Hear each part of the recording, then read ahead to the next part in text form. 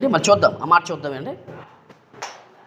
91వ కీర్తన చూడండి. మహోన్నతుని చాటున నివసించువాడే సర్వశక్తుని నీడను విశ్రమించేవాడు.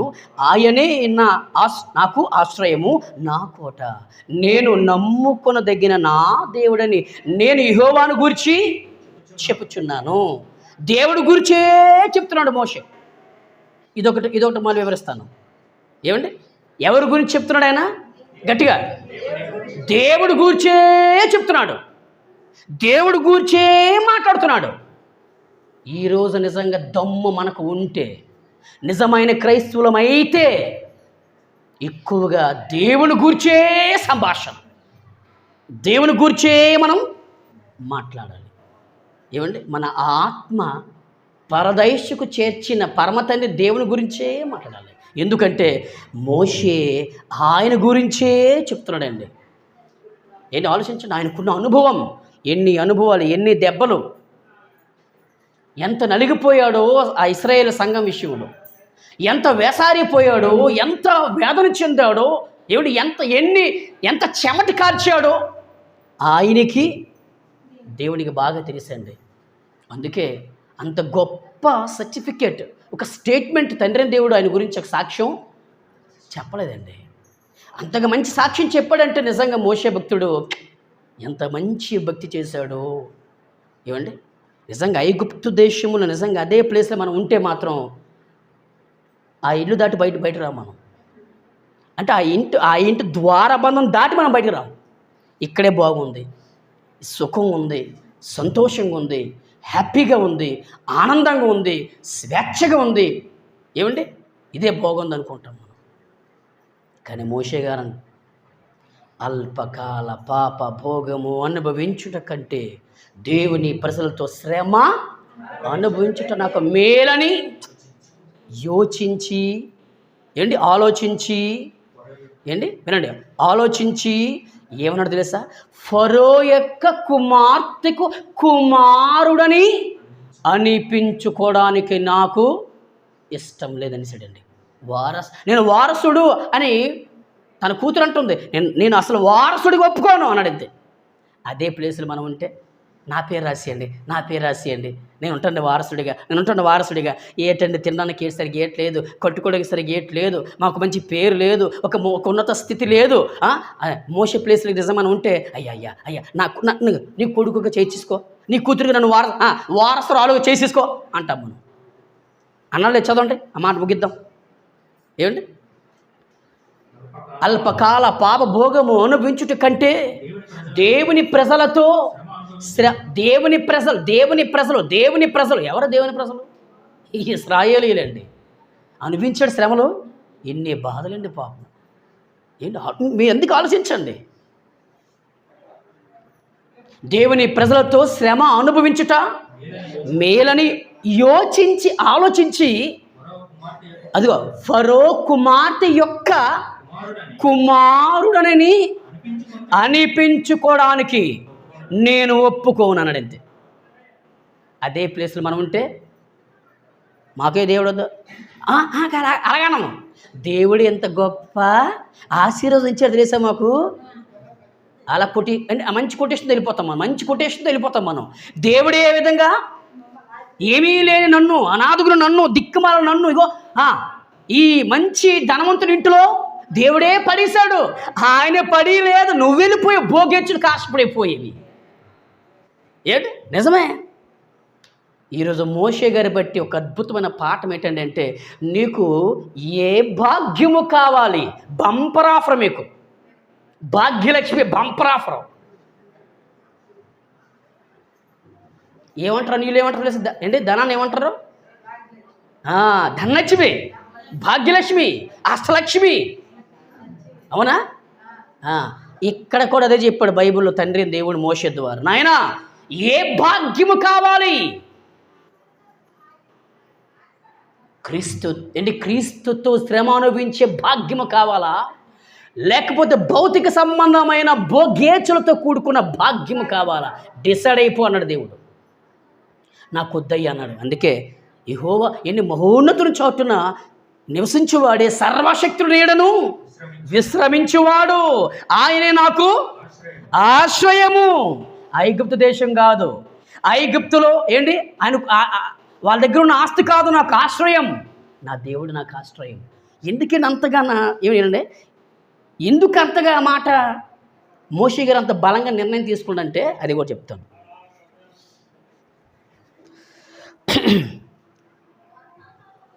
వినండి, 40 సంవత్సరాలు ఐగుప్తు దేశములో ఫరో యొక్క కుమార్తెకు కుమారుడుగా బ్రతికాడు, పెరిగాడు. Very good. ఏమండి 40 సంవత్సరాలు అయిన తర్వాత మోషే గారు చిన్న మిస్టేక్ చేశాడు. ఏంటంటే మోషే గారిది ఏ జాతో ఆ జాతి కలిగిన వ్యక్తిని కొట్టి చంపేశాడు. ఎందుకు అంటే మోషే గారు వెళ్తున్నప్పుడు వినండి, మోషే జాతివాడు ఇంకొక జాతివాడు ఇరువురి మధ్య గొడవ అవుతుంది. ఇద్దరిని విడిపించే విషయంలో అకస్మాత్తుగా ఏమైందంటే అవతల వ్యక్తికి ప్రాణాపాయం వచ్చేసింది, తప్పిపోలేదు, వచ్చేసింది. అంటే అర్థమేంటి? ప్రాణం పోయింది. అంటే మోషే చంపాలని కాదు, అయ్యో మా బంధువునే కొడతావా, మన భాషలో పని మా జాతున్నే కొడతావా అని అవతల వ్యక్తిని కొట్టేశాడు. ఆయన అయిపోయాడు, చచ్చిపోయాడు. ఆ చచ్చిపోయిన వ్యక్తిని ఏం చేశాడంటే పాతి పెట్టాడు. అదే దృశ్యం జరిగింది రెండోసారి. అప్పుడు ఈ మోషే జాతి వాడేమంటాడు, ఐగుప్తీయును కొట్టి నువ్వు ఐగుప్తుని కొట్టి చంపినట్టుగా నన్ను కొట్టి చంపేస్తావా అన్నాడు. అంతే. అయ్యమ్మ బాబోయ్, అయితే నేను ఐగుప్తు దేశంలోనే కదా ఉన్నాను. నేను ఐగుప్తు దేశంలో 40 సంవత్సరాలు నేను అక్కడ ఉన్నాను కదా. మరి ఈ ఐగుప్తీయుని చంపడం మిద్యానీయుడు, క్షమించండి, మా జాతివాడు చూసేశాడు. ఇప్పుడు వాడికి కూడా నా గురించి తెలిసిపోయింది. అమ్మ బాబోయ్, ఏమని తెలిసిపోయింది? చంపేశాడు, అంత కూడా తెలిసిపోయింది. ఈ విషయం ఐగుప్తు దేశాన్ని పరిపాలించే రాజుకి ఒకవేళ తెలిస్తే నా పని అయిపోద్రా బాబు అనుకుని భయపడి వారి స్వదేశానికి పారిపోయాడు. అది మ్యాటర్. ఐగుప్తు దేశాన్ని వదిలి ఇశ్రాయేలు దేశానికి వెళ్ళిపోయాడు. అంటే ఐగుప్తు దేశాన్ని వదిలి మోషే యొక్క అమ్మ, నాన్న, అక్క, అన్నయ్యల దగ్గరికి వెళ్ళిపోయాడు. ఇప్పుడు అర్థమైంది. ఇప్పుడు అక్కడ 40 సంవత్సరాలు గొర్రెలను కాచే పనిలో ఉన్నాడు. బాగా వినాలి. అందుకే గొర్రెలను కాచే పనిలో ఉన్న ఈ మోషేని దేవుడు పిలిచాడు. పిలిచాడు. ఇప్పుడు నీ వయసు 80 సంవత్సరాలు. వినండి, 80 సంవత్సరాలు. మరొక్క 40 సంవత్సరాలు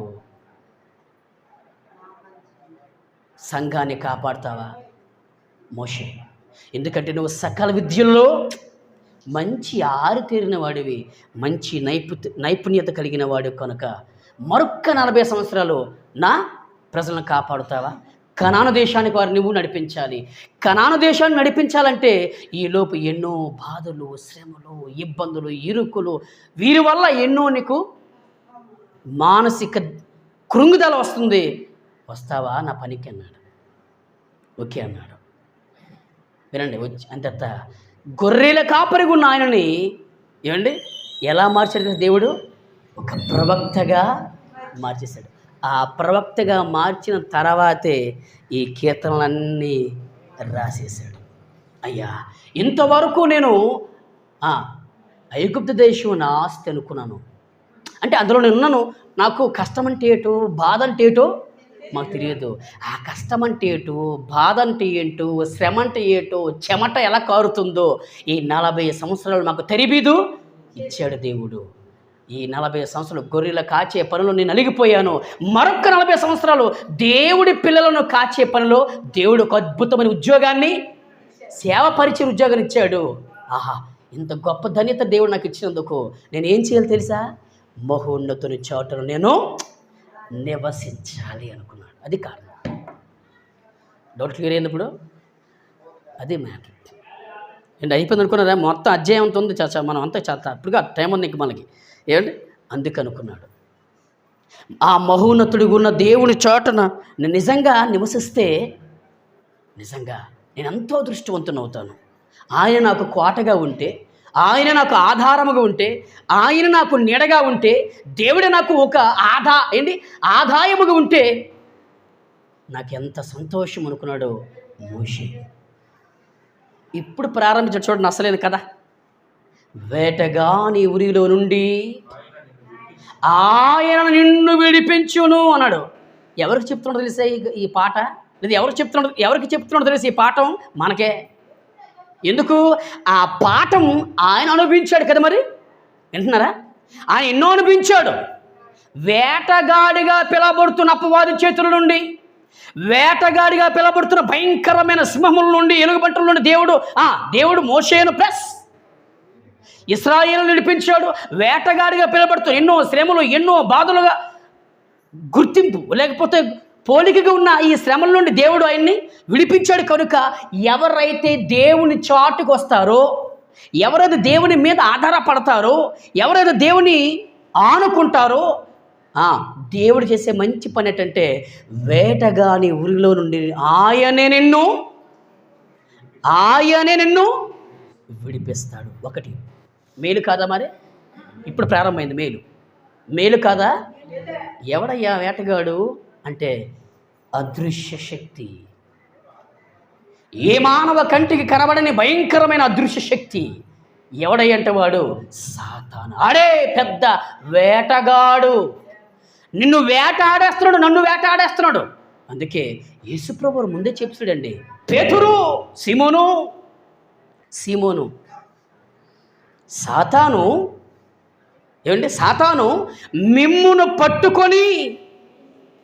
మిమ్మును పట్టుకొని గోధుమల వలె జల్లించుటకు వాడు మీ దగ్గరికి రాబోతున్నాడు. Be careful. వేటగాడు కదా. మరి వాడు గాలము వేసి మనుష్యులందరినీ లాగుతున్నాడు, ఊరిలు బొగ్గుతున్నాడు, వల వేస్తున్నాడు. వేటగాడు కాదా? చెప్పండి గట్టిగా. వేటగాడు కాదా? నీకు లోకాన్ని చూపిస్తున్నాడు, దేవుని లో నుండి నిన్ను లాగేస్తున్నాడు. వేటగాడు కాదా? సినిమా చూపిస్తున్నాడు. ఏమంటే సినిమా ధ్యాసలో తీసుకెళ్ళిపోతున్నాడు. దేవుని మీద ఉన్న దృష్టిని తప్పించేస్తున్నాడు. వేటగాడు కాదా? మరి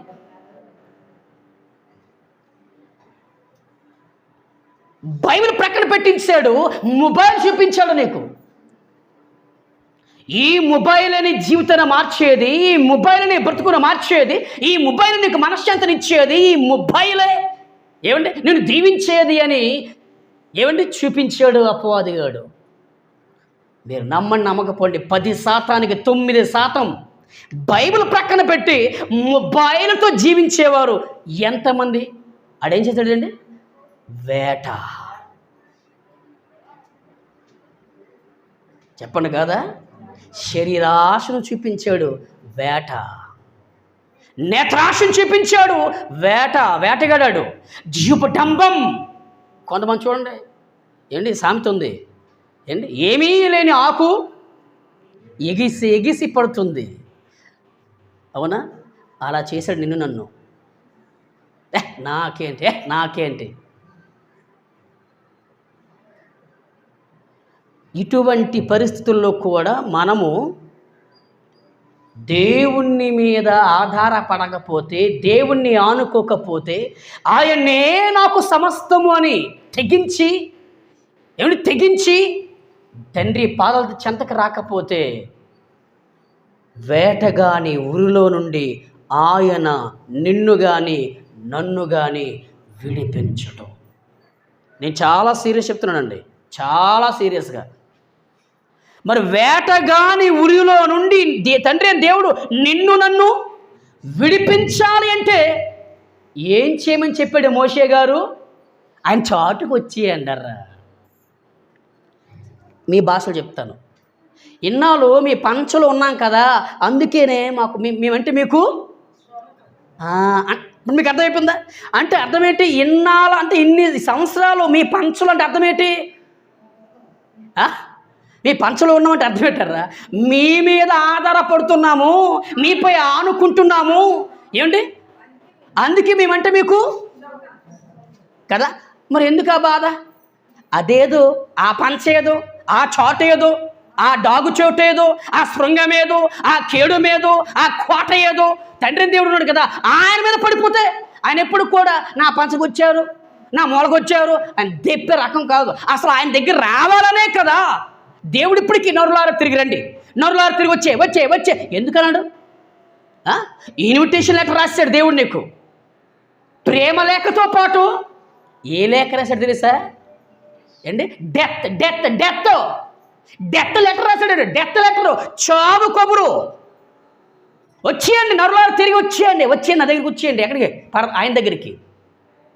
మనమంటే దేవుడికి అంత పిచ్చి, కానీ ఇప్పుడు ఎవరికి అర్థం అవట్లేదు దేవుడు అంటే ఏంటి. ఎందుకు చెప్పమంటారా? ఎందుకు చెప్పమంటారా? మన చుట్టూ కూడా ఏ వాతావరణం చూపించాడు తెలుసు అపవాదిగాడు? దైవత్వాన్ని మరిపించాడు, ప్రేమతత్వాన్ని మరిపించాడు, మానవత్వాన్ని మరిపించాడు, పాపతత్వాన్ని చూపించాడు, గాలం వేశాడు, వల వేశాడు, గంతులు వేస్తున్నాడు. ఈ లోకాశం చూపించి మనను బలి చేశాడు. బలి, వాటికి మనం బలైపోయాం. పాప క్షమాపణ కొరకు ఒక గొర్రె బలిస్తారు ప్రజలు, కోడిని బలిస్తారు. అవునా? సాతానుగాడు ఈరోజు ఎవడైతే దేవుడికి దూరం ఉన్నాడో, ఎవరైతే దేవునికి దేవుడు అంటే అస్సలు లెక్క లేకుండా ఖాతరు లేకుండా ఉంటున్నారో వీళ్ళందరినీ అపవాదిగాడు లోకానికి బలి చేశాడు. బలులు అర్పించి వాడు గెంతుతున్నాడు. తండ్రి చూసావా, తండ్రి చూసావా, తండ్రి చూసావా, నీ పిల్లల్ని ఏం చేస్తున్నాను చూసావా? ఒకడికి త్రాగుడు చూపించాను, ఒకడికి స్త్రీని చూపించాను, ఒకదానికి పురుషుని చూపించాను, ఒకడికి పేకట చూపించాను. చెప్పండి అవునా? ఒకడికి సినిమాను చూపించాను, ఒకడికి ధనాన్నే చూపించేశాను, ఒకడికి తిండి పిచ్చిని చూపించాను. యాషో బలైపోయాడు కదా, బలిచ్చేసాడండి యాషోని. కొత్త విషయం, యాషావు బలైపోవడానికి ఏది కారణం అంటే తిండి. బలైపోయాడండి. బలిచ్చేసాడు తిండికి సాతానుగాడు. వాడు బలులు అర్పించచ్చు, గంతులు వేసి సంతోషిస్తున్నాడు సాతాను. హబక్కూకు గ్రంథంలో 1వ అధ్యాయం 15వ వచనంలో దేవుడు అంత స్పష్టంగా రాశాడు ప్రవక్త ద్వారా. ఎవడ పంచనం చేరడం ఎందుకు? ఎవడ మీద ఆధారపడడం ఎందుకు? ఎవరి మీద ఆనుకోవడం ఎందుకు? ఇదిగో అందమైన సృష్టినిచ్చాడు, పంచభూతాలను ఇచ్చాడు, మంచి ఆరోగ్యం ఆయుష్ను స్వస్థతించాడు. రెండర నీకు పరలోకం ఇస్తానని వాగ్దానం చేశాడు. అంత గొప్ప తండ్రి అయిన దేవుడు అంత గొప్పగా భరోసాగా ఉంటే మనం ఏం చేస్తున్నామంటే ఆయన ప్రక్కన పెట్టేసాం, ఆయన ఖాతరు లేకుండా చూస్తున్నాం, ఆయన్ని పట్టించుకోవటం లేదు, వాక్యాన్ని పట్టించుకోవటం లేదు, క్రీస్తు త్యాగం గుర్తులేదు, క్రీస్తు బలియాగం గుర్తులేదు, క్రీస్తు ప్రేమ త్యాగం మర్చిపోయాము. ఈ గుడ్లుకి కనబడుతున్న ఈ ఈ గుడ్లునే కళ్ళు గుడ్లు, ఈ పనికిమాల గుడ్లతో ఏదైతే బాగా కనబడుతుందో దాన్ని ఆకర్షించుకుంటున్నామో అదే ఆకర్షితులు అయిపోతుంది. మనం ఫెయిల్ అయిపోతున్న భక్తి జీవితంలో. మీరు ఆలోచించండి. అందుకే అదే ఆనుకోవడం, అదే ఆధారపడడం, తండ్రి అని దేవుడి మీద ఆధారపడితే అని చెప్పాడు. మోషే అంటున్నాడు, వేటగాడు ఏ వేటగాడైతే నిన్ను అనేక రకాలుగా వేటాడుతున్నాడో ఆ వేటాడుతున్న వేటగాడి ఉరిలో నుండి, వలలో నుండి, ఉచ్చులో నుండి నిన్ను విడిపిస్తాడు, తప్పిస్తాడు, రా అన్నాడు మోషే. పాటలోనే పాఠం. మీరు ఆలోచించండి. అందుకే ప్రభువుని ప్రేమ దేవుని వారలారా, యూట్యూబ్లో చూస్తున్న మీకు కూడా నిలవరమైన పట్టణం మనకిక్కడ లేదు అని హెబ్రీలు రాసిన పత్రిక 13వ అధ్యాయం దేవుడు రాయించాడు. కనుక స్థిరముగుండే పట్టణం, నిలకడగుండే పట్టణం, అంతం వరకున్న పట్టణం భూమి మీద ఎక్కడ మనకు లేదు. ఎప్పుడు పోతామో తెలియదు, రేపేమో సంభవించినా మనకు తెలియదు.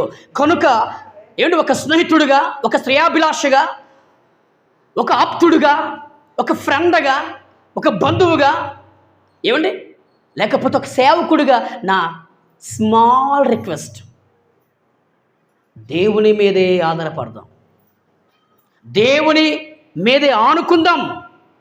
అప్పుడు ఎన్ని రకాలైతే లోకములో వాడు బలుడిచ్చాడో, లేదా ఎన్ని రకాలైతే వాడు మనలను, మన భక్తి జీవితాన్ని పడగొట్టడానికి ఎన్ని చూపిస్తున్నాడో, ఆ భయంకరమైన వేటగాడు వేసే ఉచ్చుల నుండి, ఊరిలో నుండి మన అందరూ కూడా తప్పించబడదాం. లేకపోతే మన మరణ పర్యంతం వరకు కూడా మనం తప్పించబడలేమండి.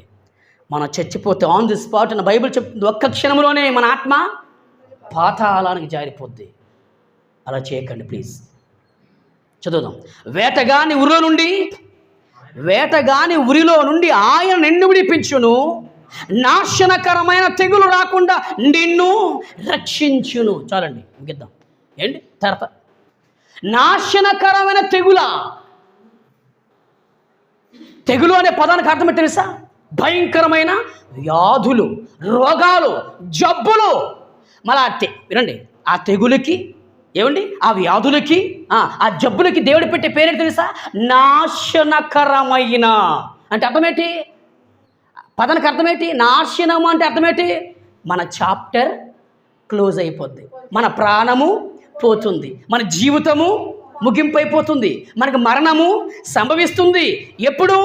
నాశనకరమైన తెగులు అంటే భయంకరమైన చావుతో ముడిపడిన రోగాలు, చావుతో ముడిపడిన జబ్బులు, చావుతో ముడిపడిన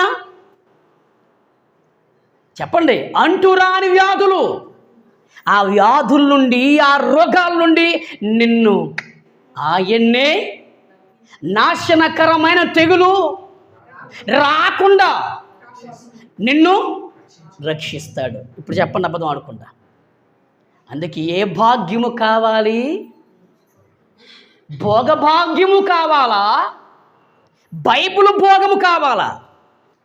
మరలా చెప్తున్నాను, భోగభాగ్యాలు కావాలా? బైబిల్ భోగము కావాలా? బైబిల్ భోగము కావాలని నిజంగా మనసు పూర్తిగా నిర్ణయం తీసుకుంటే, వేటగాని ఉరిలో నుండి ఆయనే నిన్ను విడిపించడానికి సమర్థుడు. నాశనకరమైనటువంటి భయంకరమైన ఏ కొత్త వ్యాధి, ఏ అంటు వ్యాధి, ఎటువంటి కరోనా వ్యాధి, ఎటువంటి జబ్బైనా నీ ఇంటికి, నీ ఒంటికి రాకుండా నేను రక్షించే రక్షకుడు మన పక్షముగా ఉంటాడు. ఎప్పుడు మహోన్నతుని చాటున, మహోన్నతుని పంచన. అలాంటి అర్థమవుతుంది మీకు. ఎవరైతే నివసించడానికి ఇష్టపడతారో, ఎవరైతే ఆయనతో కలిసి ఉండాలని ఇష్టపడతారో, ఎవరైతే తండ్రితో అంటూ కట్టబడి ఉంటారో, ఎవరైతే పరిశుద్ధాత్మ దేవుడితో అన్యోన్య సహవాసం కలిగి ఉంటారో, ఎవరైతే వాక్యమని క్రీస్తును వెంబడిస్తారో, అటువంటి వారి కుటుంబాల్లో ఈ మేలులు జరగకపోతే మేసం తీసేస్తాను నేను. It's a challenge. ఎప్పుడు తెలుసా? పరిపూర్ణంగా మనము దేవుని మీద ఆధారపడినప్పుడు. ఆదివారం ఒకటి వచ్చేసరికి, బైబిల్ పట్టుకుని వచ్చేసరికి వచ్చేసి వాక్యం చేయమని బుర్రలు తాటికెళ్ళ ముదిరిపోయిన తాటికెళ్ళ బుర్రలు ఊపేసి మన సోమవారం నుండి శనివారం వరకు దేవుడు ఎవడో, క్రీస్తు ఎవడో, పరిశుద్ధాత్మ మనకేం తెలియదు, వాక్యమే పక్క బిడ్డ, సేవకుడా తుప్పారే. మళ్ళీ ఎప్పుడు? ఆదివారం అయ్యగారు వందనయ్యా, పాస్టమ్మ గారు ప్రైజ్లాడండి. మరి మిగతా 6 రోజులు వేట ఆడేస్తున్నాడు సాతాను. మళ్ళా చాలా సీరియస్ చెప్తున్నాను మీకు. సాతానుగాడు వేట ఆడేస్తున్నాడు. ఎందుకు చెప్పమంటారా? వాడికి టైం, ఆడికి తెలిసిపోయిన టైం గురించి, మనకు తెలియదు టైం గురించి. ఇది కొత్త విడ్డోరు, ముగిస్తాను. వాడికి తెలిసిపోయిన టైం గురించి, సమయము కొద్దిగా ఉందని ఆడు తెలిసిపోయింది. మనకు కూడా సమయం మనకు లేదు నాయనా. మనం అనుకుంటున్నాం రేపు రేపు రేపు రేపు మనం అనుకుంటున్నాం. ఏం రేపు? ఏ రోజు దాటితే కదా నీకు రేపు వస్తుంది. మరి ఈ రోజు దాటాలి అంటే దేవుని కృప, దేవుని కాపుదల, దేవుని ప్రేమ, దేవుని దయ, దేవుని హస్తము ఏంటి? దేవుని సన్నిధి, దేవుని ప్రసన్నత, దేవుని శృంగము, దేవుని కోట వద్దు మనకి. అంటే రేపు అంటాం, కానీ ఈ రోజు గురించి ఆలోచించాం మనం. ఎంత బుద్ధి తక్కువ మనుషులు ఆలోచించండి మనం. అందుకేనండి, ఆలోచించండి, జాగ్రత్త పెడదాం, భక్తి చేద్దాం. తండ్రిని దేవుడు దూరం అవ్వద్దు దయతో. ఆయన చాలా బాధపడుతున్నాడు. వర్షాకాలంలో మండే ఎండలు ఆలోచించండి. ఇప్పుడు ఎంతమంది పొలాలు పోతాయో, ఎంతమంది పంట నష్టమవుతుందో, ఎంతమంది రైతులు ఆత్మహత్య చేసుకోవడం సిద్ధపడతారో రెడీ అయిపోండి మీరు. నిజంగా ఆయన పక్షపాతం లేని దేవుడు కనుక అన్ని జనుల మీదకను ఏమండి మనం అంటే క్రైస్తవులకి కూడా సమానం చూస్తున్నాడు. కానీ ఇప్పుడు వర్షాకాలం ఇది, కానీ ఎండాకాలంలాగా ఏంటండి ఎండ, భానుడు మండిపోతున్నాడు. ఏ అంటే మనిషి పరమాత్ముడిగా పిలబడుతున్న తండ్రి మీద పరిపూర్ణముగా ఆధారపడటం లేదు. మేము కష్టపడుతున్నా తండ్రి, రెక్కల ముక్కలు చేసుకుని పనికి వెళ్తున్నాం తండ్రి, చెమట కారుతుంది తండ్రి, నెలకి ఎంతో జీతం వస్తుంది తండ్రి, మా కాళ్ళ మీద మేము బ్రతికేస్తున్నాం తండ్రి అనుకుంటున్నాం మనం. కాలు మీద బ్రతకడానికి ఆ కాలు నడుస్తుందంటే దాని వెనకతలు ఎవరు నడిపిస్తున్నారు? డ్రైవర్ ఎవరు? మర్చిపోయాడు మనిషి. నేను అలాగ ఆలోచిస్తానుండో. అందుకే తప్పుగా అనుకోదు, కానీ డ్రైవర్ అనే పదానికి కూడా పాఠం చెప్పాలనుకుంటున్నాను సమాజానికి. ఏమండి, మనల్ని నడిపించేది ఆయనే కదండి, అవునా? మనం మాత్రం చక్కగా తయారైపోయి టిప్ టప్గా తయారైపోయి హో దాని వెనక తండ్రి అయిన దేవుడి యొక్క ఆయన ఉద్దేశము, ఆయన ప్రేమతత్వము, ఆయన కృపాతత్వం ఉందనే విషయం మర్చిపోయాడు మనం. కనుక ప్లీజ్ అండి, మళ్ళీ చెప్తాను ముగించే ముందు, దయతో ఎవరి మీద ఆధారపడద్దు, తండ్రి మీదే ఆధారపడదాం, తండ్రినే ఆనుకుందాం. అలా ఆనుకోవటం వల్ల మనకి ఈరోజు 2 లాభాలు దేవుడు నేర్పించాడు. 1, వేటగాని ఊరిలో నుండి ఆయనే మనలను విడిపిస్తాడు లేదా తప్పిస్తాడు. 2, నాశనకరమైన తెగులు రాకుండా నిన్ను రక్షిస్తాడు. మేలు కాదా? చెప్పాలి, మేలు కాదా? అదే మనిషిని నమ్ము, నువ్వు మనిషిని నమ్ము. ఏంటి, నువ్వు బాగుపడితే ఆడు చూడలేడు, నువ్వు కృంగిపోతే పొంగిపోతాడు.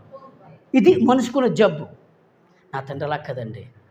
నువ్వు ఏడిస్తే ఏమండి, నువ్వు బాధపడితే ఆయన మనకంటే బాధపడతాడు. మీరు నమ్మండి, నేను రియల్ చెప్తున్నాను, నా అనుభవాలు అన్నీ నేను చదువుతాను. బైబిల్ స్పష్టంగా ఒళ్ళు దగ్గర పెట్టుకుని బైబిల్ జాగ్రత్త చదువుతాను నేను. ఆయన బాగా బాధపడతాడండి. లేకపోతే కదా అంటాడు ఇర్మీయా గ్రంథంలో, చాటుగా పోయి నేను ఏడుస్తున్నాను. ఆయనకి ఎందుకండి ఏడుపు? భక్తి జీవితం బాగోలేదు, ఇశ్రాయేలీయులు ఆ రోజు. ఏమండి, ఎవరి మీద, దేవుని మీద ఆధారపడవలసిన వారు ఎవరి మీదో ఆధారపడుతున్నారు.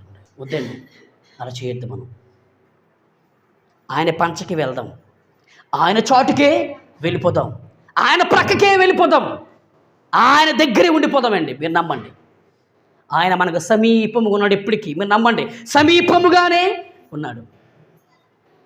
ప్రార్థన చేసుకుందాం.